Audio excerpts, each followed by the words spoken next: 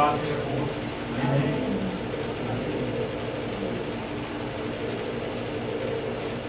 Engraçado esse hino, solta cabo da nau, e eu sempre pensei, quando eu falava solta cabo da nau, era o leme. Mas não é o leme, o cabo deve ser o cabo que fica preso lá no corpo. E aí você, como uma pessoa que às vezes tem medo de fazer as coisas ou de agir, você fica sempre preso. E aí você solta cabo da nau, pega os remos nas mãos e deixa o seu guiar. Eu não tinha percebido.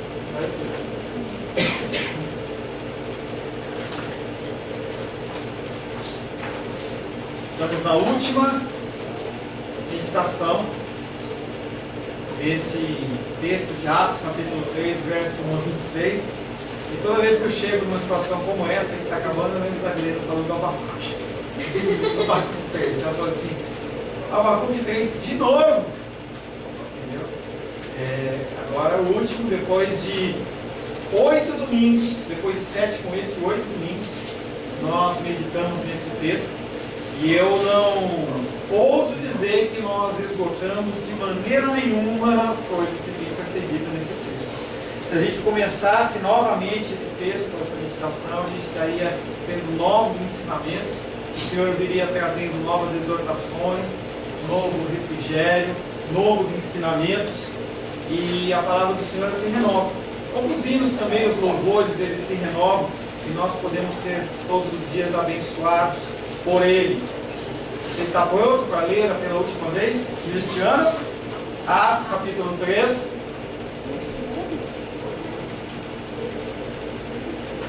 Esse ano, eu pretendo voltar em Atos capítulo 3 novamente. Atos 3, versos de 1 a 26. Pedro e João subiam ao templo para a oração da hora nona.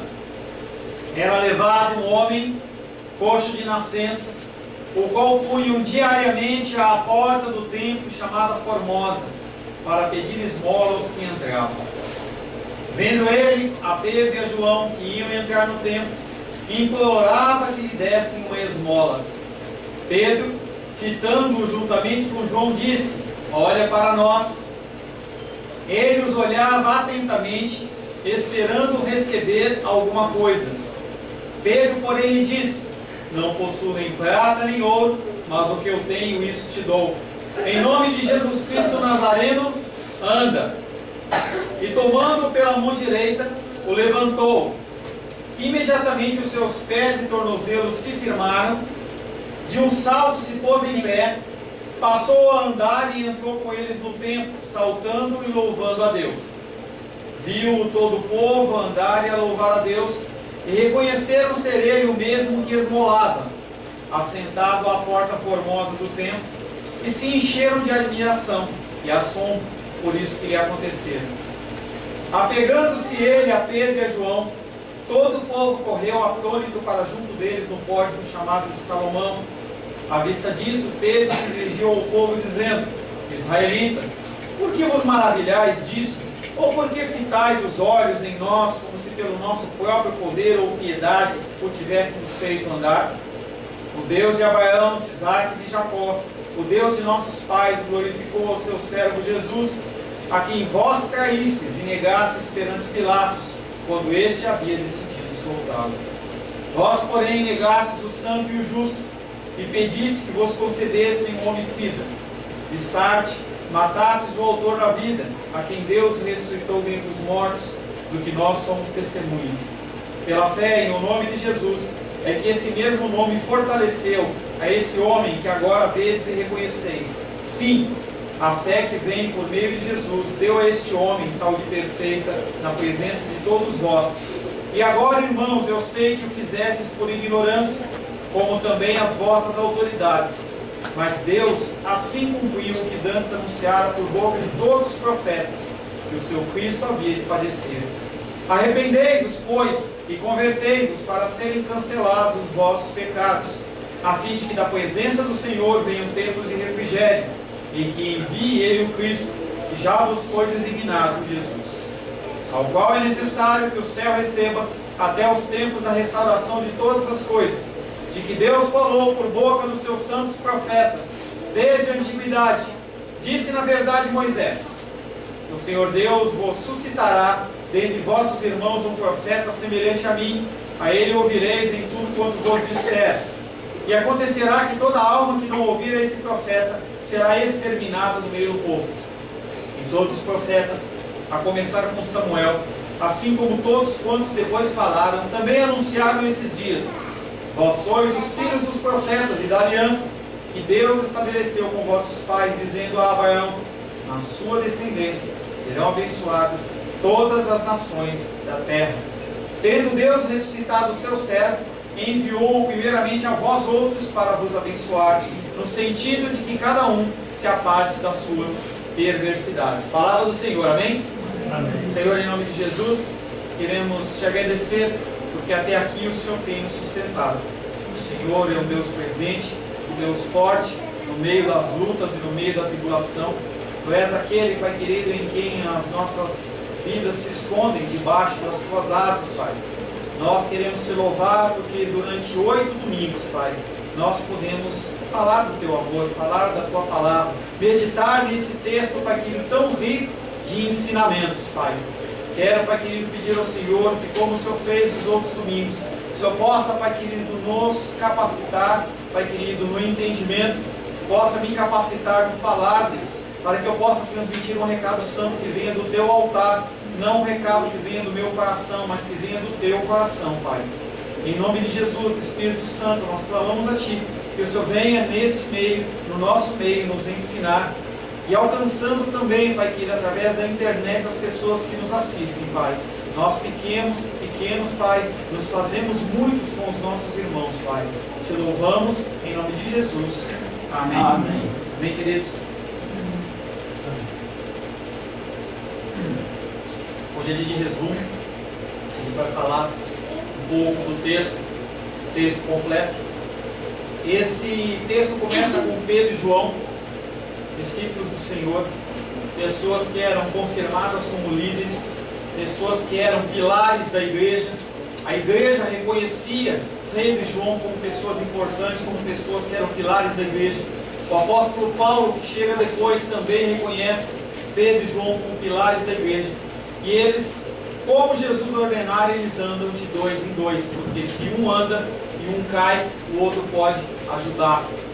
E eles sobem para a oração da hora nona, que dentro do nosso horário seria 3 horas da tarde, o mesmo horário que Jesus Cristo foi crucificado.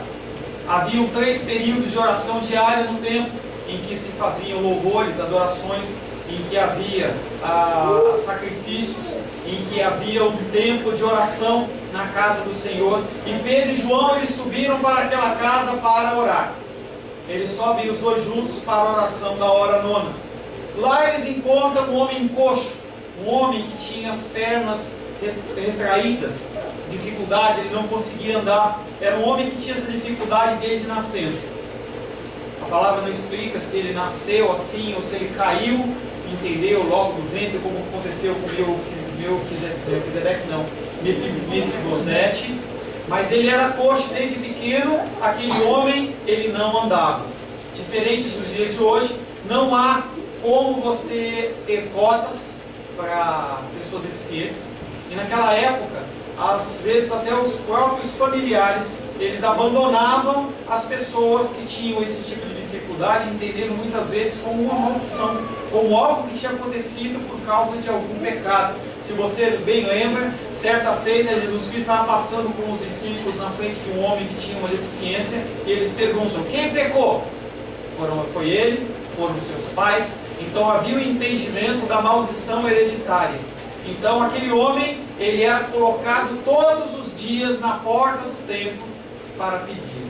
O lugar que é escolhido da porta do templo, é a porta formosa, que era uma porta feita de cobre, um cobre que era fabricado lá na cidade de Corinto, a mesma cidade que o apóstolo Paulo ele manda as cartas. Corinto tinha igreja cristã lá, depois foi inaugurado, foi aberta uma igreja lá cristã. E essa porta era feita de cobre, e um cobre muito caro, muito precioso. A palavra de Deus diz que aquele cobre excedia o valor de ouro e de prata. E aquele homem, todos os dias, ele sentava-se como num ponto comercial, pedindo dinheiro para continuar vivendo, poder comer, para poder ter as necessidades dele satisfeitas. E quando ele vê aqueles dois homens subindo as escadas do templo, ele entende, ele não os reconhece como discípulos de Jesus, e ele olha para aqueles homens e espera que ele receba alguma coisa. E aí o apóstolo Pedro olha nos olhos daquele homem, e independente dele ter alguma deficiência ou não, ele não está preocupado com isso. E ele olha para aquele homem e diz: olha para nós. E aí o coxo deve ter pensado assim: bom, já ganhei um dinheirinho. Se ele falou isso, ele não vai simplesmente virar as costas e ir embora. Ele vai me dar alguma coisa. E a palavra de Deus diz que ele ficou aguardando que aqueles homens dessem alguma coisa para ele. O apóstolo Pedro tinha muito mais a dar a ele do que ouro e prata. E ele diz: eu não tenho ouro e não tenho prata, mas o que eu tenho, isso te dou. Em nome de Jesus Cristo Nazareno, anda. E ele estende a sua mão para aquele coxo, não como querendo dar uma ajudinha para Deus, mas como um ato de compaixão. Aquele homem responde com a sua fé, estende a sua mão, e naquele momento, através da fé de Cristo, os pés dele se firmam, as pernas dele se firmam, e ele começa a pular como uma gazela. Como a palavra dizia, que haveria o tempo em que os coxos eles pularão como o bezerro. Ele pulava, ele não conseguia se conter. E aí aqueles homens continuam andando para fazer oração, mas ali já acabou o período de oração. Porque as pessoas entram no tumulto, eles começam a querer saber o que está acontecendo. As pessoas que estão dentro do templo saem, aqueles que estão entrando param, e todos querem saber o que aconteceu.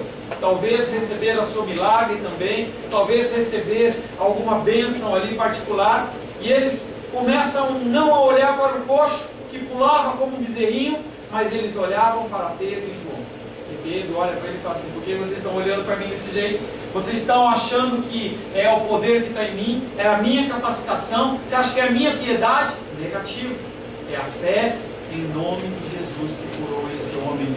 Uma frase difícil, uma frase muito complicada de se dizer naqueles dias, porque havia ocorrido o Pentecoste e os sacerdotes já estavam ficando preocupados.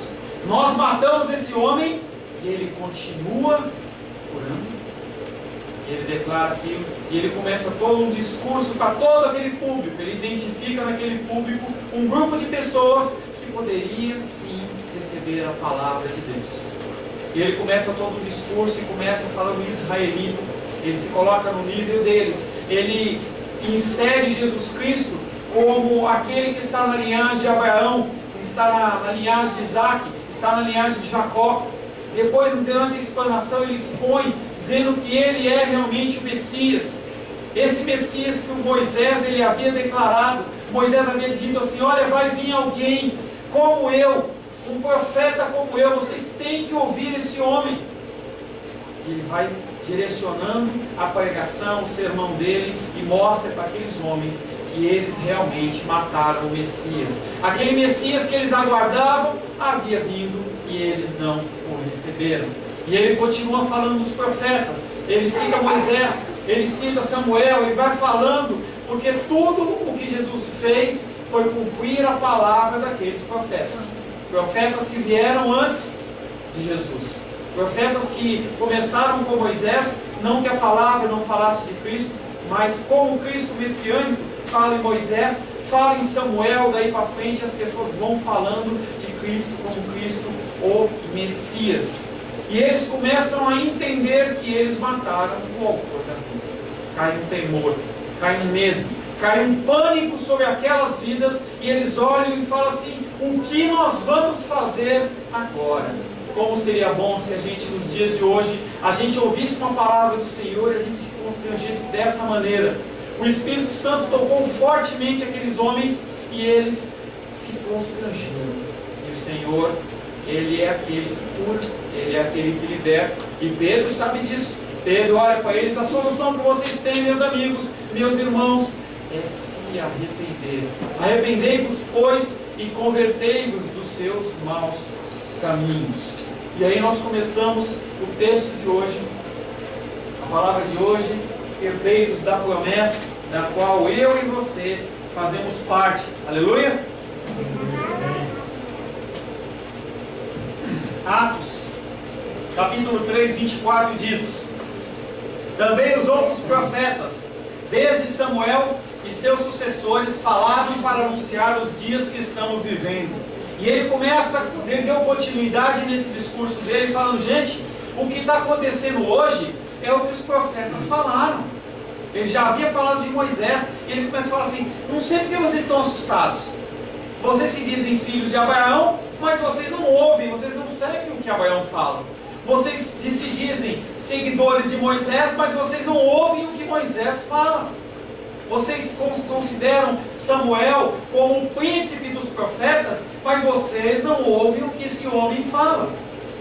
O Pedro ele começa a desenvolver um raciocínio mostrando que todos os profetas, de Moisés até Samuel e de Samuel por à frente, todos falam de Cristo e Cristo crucificado.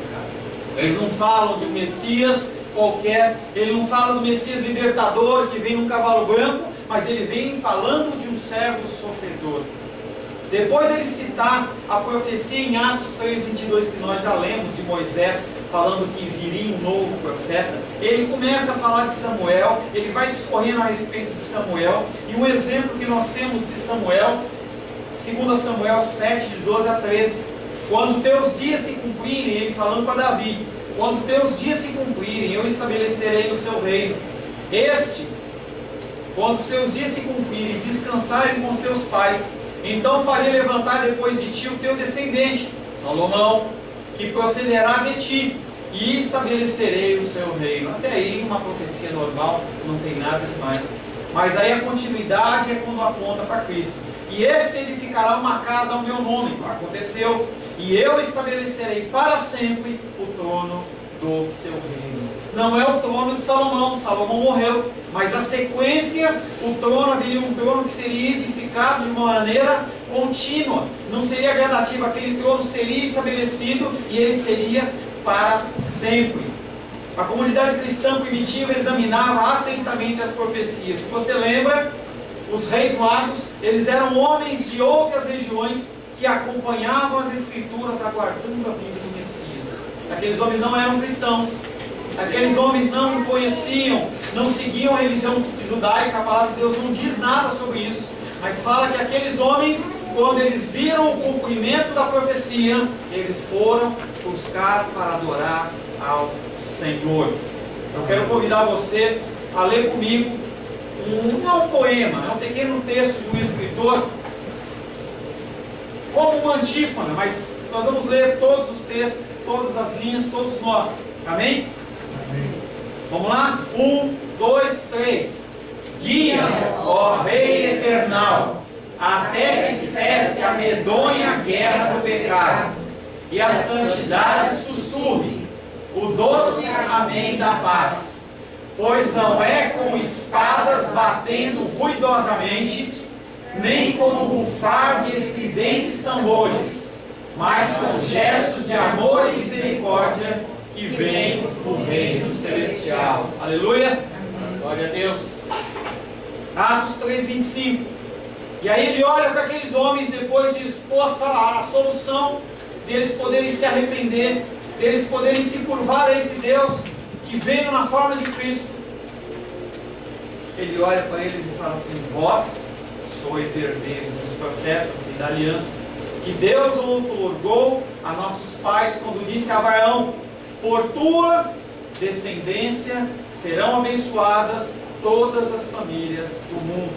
Não é por suas descendências, senão Ismael está ali inserido, mas fala por sua descendência, e fala de Abraão, seus filhos e seus descendentes, sejam físicos, sejam espirituais. Lucas começa a apresentar um resumo do sermão de Pedro e torna-se evidente, especialmente nesse versículo. A conexão que ele faz entre o versículo anterior é a expressão herdeiros dos profetas. Todos que estavam na linhagem de Abraão, eles eram herdeiros dos profetas.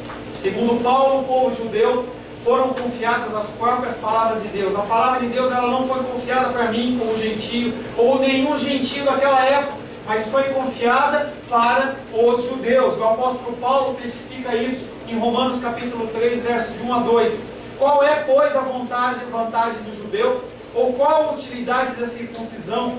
muita, sobre todos os aspectos, principalmente porque aos judeus foram confiados os oráculos de Deus.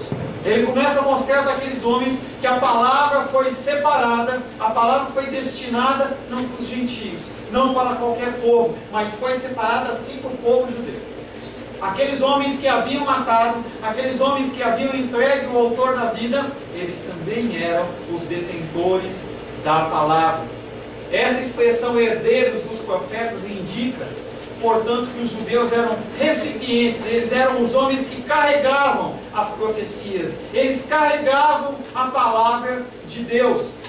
Gênesis 15, 18 diz: naquele mesmo dia fez o Senhor aliança com Abraão, dizendo: a tua descendência, novamente, a tua descendência, dei essa terra, do rio do Egito até o grande Eufrates. Também é confirmado pela nação de Israel nos dias de Moisés. Abra aí Êxodo 24, Êxodo capítulo 24. Êxodo capítulo 24, versos de 3 a 8. Êxodo 24, versos de 3 a 8, diz o seguinte: veio, pois, Moisés e referiu ao povo todas as palavras do Senhor e todos os estatutos. Então todo o povo respondeu a uma só voz e disse: tudo o que falou o Senhor faremos. Moisés escreveu todas as palavras do Senhor, e tendo se levantado pela manhã de madrugada, erigiu um altar ao pé do monte, e 12 colunas, segundo as 12 tribos de Israel. E enviou alguns jovens dos filhos de Israel, aos quais ofereceram ao Senhor holocaustos e sacrifícios pacíficos de novilhos. Moisés tomou metade do sangue e pôs em bacias, e a outra metade aspergiu sobre o altar. E tomou o livro da aliança e o leu ao povo, e eles lhe disseram: tudo o que falou o Senhor faremos e obedeceremos. Então tomou Moisés aquele sangue e o aspergiu sobre o povo e disse: eis aqui o sangue da aliança que o Senhor fez convosco a respeito de todas estas palavras. Uma aliança havia sido feita, e havia sido feita com sangue, e esse sangue representando a palavra de Deus, que é o próprio Cristo, já é uma ilustração do que haveria de acontecer. Abraão promete a ele, Deus promete a Abraão que os seus descendentes teriam bênçãos inimagináveis. A palavra de Deus diz que as bênçãos do Senhor nós não podemos nem pedir, pensar ou imaginar o que o Senhor tem revelado para aqueles que o temem. E pela tua descendência todas as famílias da terra serão abençoadas. E a palavra descendência em hebraico também pode ser traduzida por semente, a semente de Abraão. E dessa forma chama atenção para uma pessoa. Não é para Abraão, não é para Moisés, não é para nenhum dos profetas, mas é para Cristo. Paulo emprega a mesma palavra semente no singular, não são sementes, é semente. Ora, as promessas elas foram feitas a Abraão e sua semente. Gálatas 3,16 diz o seguinte: ora, as promessas foram feitas a Abraão e ao seu descendente. Não diz e aos descendentes, como se falando de muitos, porém como de um só, e o seu descendente é Cristo. Cristo, ele toma a posição de servo. Ele toma a posição de Abraão, ele toma a posição daquele homem para fazer uma nova aliança. Semana que vem nós vamos ministrar a Santa Ceia, uma nova aliança no sangue do Senhor, porque o Senhor ele não se agrada do sangue de bodes e de ovelhas. Por isso que Cristo vem para trazer o sacrifício perfeito, um sacrifício que não pode ser maculado. E ele completa, a vida dele completa, ele é como um cordeiro de um ano, sem mácula, sem pecado, é o sacrifício perfeito. Ninguém pode tomar a sua vida, ele mesmo a dá. E ali ele cumpre a função de profeta, ele cumpre a sua função de sacerdote e também cumpre a sua função de rei. Tanto Pedro como Paulo em seus sermões chamam a atenção para Jesus Cristo e Jesus Cristo crucificado. O Antigo Testamento inclui todas as nações da terra. Pedro não fornece detalhes, embora as palavras da grande comissão diz: ressurreição. Mateus 28, 19. Ide, portanto, fazei discípulos de todas as nações, batizando-os em nome do Pai, do Filho e do Espírito Santo. Embora todos esses conhecimentos estivessem profundamente gravados na memória daqueles judeus, eles não tinham aceito, eles não entendiam ainda. No entanto, ele torna conhecido que seu auditório, que Jesus veio para abençoá-los primeiro. Jesus Cristo, ele não veio para abençoar os gentios, ele não veio para abençoar todas as nações da terra no momento inicial. Primeiramente, ele vem abençoar apenas os gentios. Mateus 28, 19, depois estende isso. Em Mateus 10, 5 e 6, abre aí por gentileza, Mateus capítulo 10, versos 5 e 6. Mateus capítulo 10, versos 5 e 6. Assim diz a palavra de Deus: a esses 12 enviou Jesus, dando-lhe as seguintes instruções: não tomeis rumo aos gentios, nem entreis em cidades samaritanos, mas de preferência procurai as ovelhas perdidas da casa de Israel. Havia um mandamento de Jesus que aqueles homens não podiam pregar para os gentios. Imagina se isso estivesse valendo hoje, como que nós faríamos? Nós não teríamos saída nenhuma. Agora Atos 3, 26. Deus ressuscitou o seu servo e o enviou primeiramente a vós, para que vos abençoasse, fazendo com que cada um se converta das suas maldades. E aí Pedro chama Jesus Cristo de servo. Mas ele não é o Messias? Para você pode ser uma coisa normal, mas para aqueles homens foi direto no texto de Isaías 53, 11, que nós já vamos ler. Deus ressuscitou o seu servo. Deus deu o nome de Jesus Cristo para tomar o lugar de Abraão, a fim de cumprir as palavras ditas a ele. Pela sua descendência, isto é, Cristo, todas as famílias da terra serão abençoadas.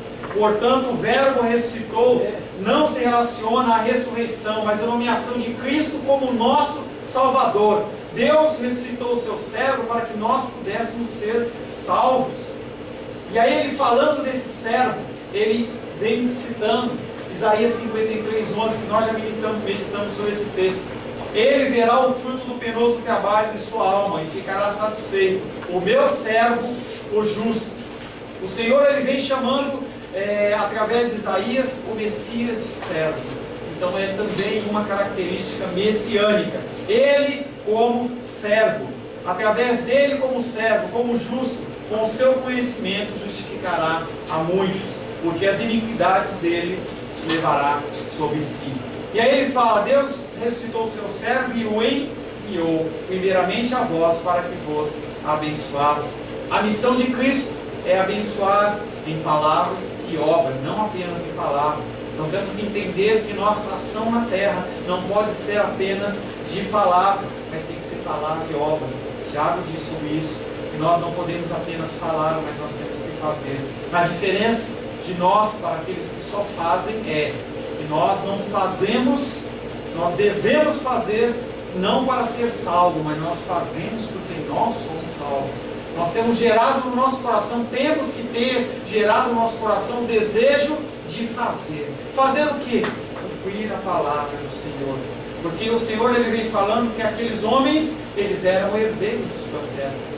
Mas nós, como semente de Abraão, espiritual, nós também somos abençoados, nós também somos herdeiros dos profetas. Nós temos uma função, nós temos um propósito. Nós não viemos aqui apenas para nascer, viver e morrer. Nós temos propósitos a cumprir aqui na terra. Pessoas precisam ouvir o seu testemunho. E nós falávamos hoje pela manhã sobre o memorial que Josué levantou com as pedras tiradas do Rio Jordão. A sua vida é um memorial. A sua vida é uma referência. Se você não abrir a sua boca e não testificar, não tem como as pessoas serem alcançadas. Tem muita gente falando e pouca gente fazendo. Enviou primeiramente a vós para que vos abençoasse. A missão de Cristo é abençoar em palavras e obras os descendentes espirituais de Abraão. Olhem primeiro que Pedro, empregando o verbo abençoar, ele liga Jesus Cristo com a citação relativa a Abraão. A quem Jesus abençoa primeiro, ele abençoa também os judeus. Atos 13:46 fala: então Paulo e Barnabé, falando ousadamente, disseram: cumpria que a vós outros, em primeiro lugar, fosse pregada a palavra de Deus. Ele falando com os gentios.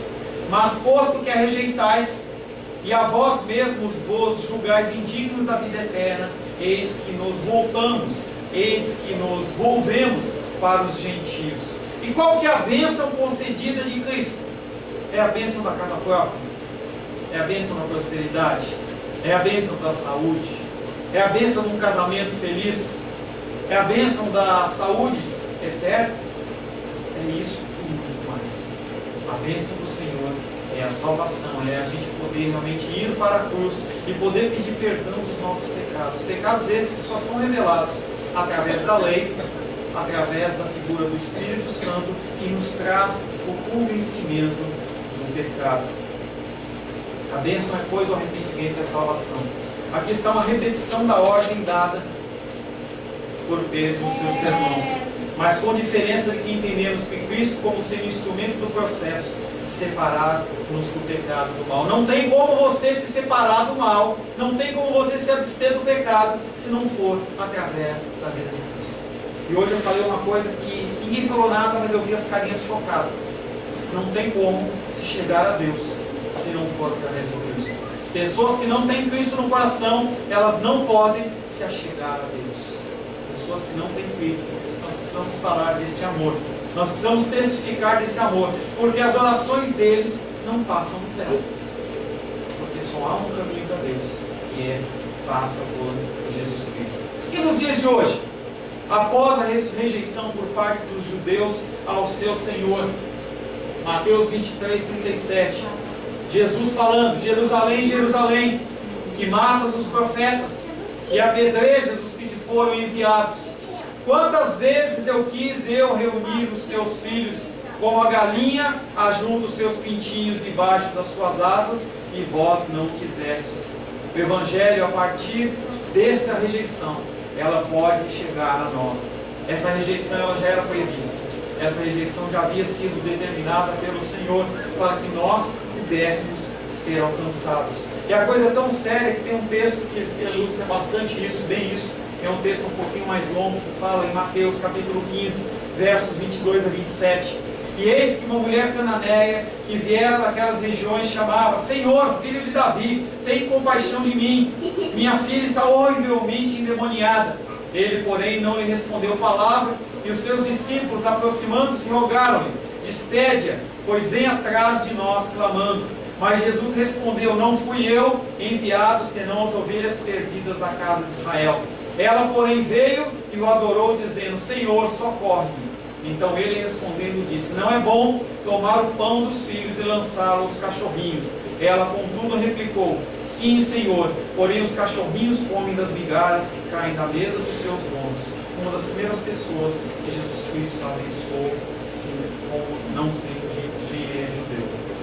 Havia uma coisa muito séria: primeiro tinham que ser os judeus, tinha que se consumar a rejeição, para que aí se fosse passada a palavra para nós como gentios. Mas hoje nós somos feitos filhos de Deus. Uma bênção do Senhor. Talvez você não medite muito nisso, mas nós fomos feitos filhos de Deus. A gente estava lançado fora, a gente não era contado, a gente não era dentro da linhagem, não era contado. Na época de Esdras e Neemias, quando eles voltaram da Babilônia, aqueles que não eram judeus, aqueles que não estavam na linhagem, eles eram lançados fora. O nosso destino era o lago de fogo e enxofre. E assim o Senhor, Ele olha para nós e Ele nos torna filhos de Deus. 1 Pedro 2,9 diz: vós, porém, sois raça eleita, sacerdócio real, nação santa, povo de propriedade exclusiva de Deus, a fim de proclamardes as virtudes daqueles que vos chamou das trevas para a sua maravilhosa luz. Repita comigo: eu, porém, sou raça eleita, sacerdócio real, nação santa, povo de propriedade exclusiva de Deus, a fim de que que eu proclame as virtudes daquele que me chamou das trevas para a maravilhosa luz. E o nome dele é Jesus.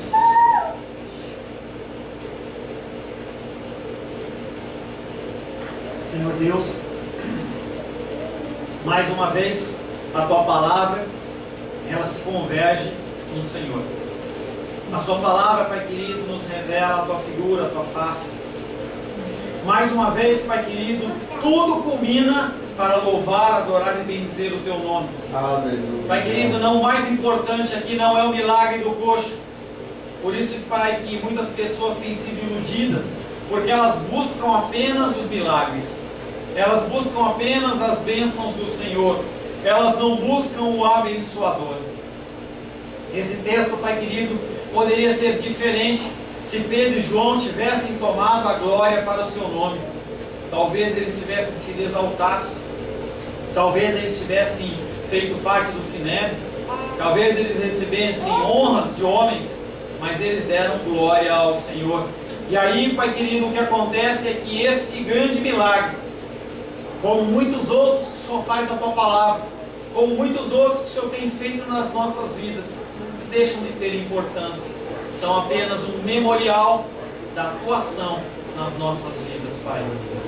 E o Senhor, Pai querido, através da tua graça e da tua misericórdia, o Senhor se entrega na cruz do Calvário para nos resgatar. Nós não éramos contados entre os filhos de Deus. Não éramos contados, Pai, na linhagem de Abraão. Nós não éramos contados na semente de Abraão. E nós seríamos lançados no fogo, Senhor. O fogo eterno, o fogo da perdição.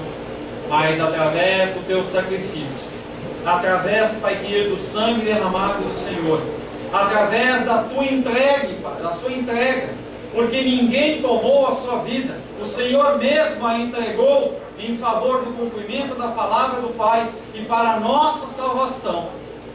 A partir disso nós podemos ser chamados filhos de Deus, Pai. Não pelas nossas obras, para que nós não nos gloriemos, mas, Pai querido, pela nossa fé no Senhor, pela graça do Senhor, pela tua misericórdia que nos alcança, pelo teu Espírito que nos constrange todos os dias, pelo Senhor que sopra o teu fôlego de vida todas as manhãs, Pai. E nesse mês de setembro que está se encerrando, o Senhor tem sido conosco. O Senhor tem, Pai querido, estendido o teu manto, estendido a tua graça sobre as nossas vidas. E nós queremos te louvar. Te agradecemos pelos ensinamentos, Pai, desses 8 domingos em que nós podemos aprender do Senhor. Aprender, Pai querido, que é muito mais importante o abençoador do que a bênção. E nós possamos entender isso, testificar, Pai, do teu amor, da tua graça, para aqueles que nos cercam, para que eles possam ter um livre acesso ao Senhor, porque eles se enganam, achando, Pai querido, que há outros caminhos, que há outros meios de chegar ao Senhor, se não for através do teu Filho amado. Senhor, nesse momento queremos louvar, adorar e bendizer o teu nome, pela tua grande graça e pelo teu grande amor. Em nome de Jesus. Amém. Amém. Glória a Deus.